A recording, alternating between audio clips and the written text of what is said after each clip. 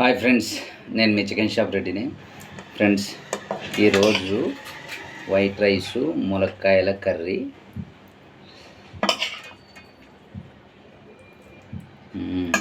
తర్వాత పప్పడం. ఎవరు రాడు సాడుకోయి మెల్లిగా తిను, సౌండ్ వస్తుంది. అది అప్పుడు అది దొరికినాయి అని పిల్లలు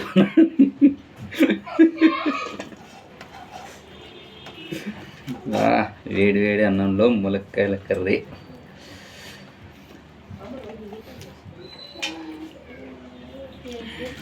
పొగలు లేస్తాను వేడి వేడిగా.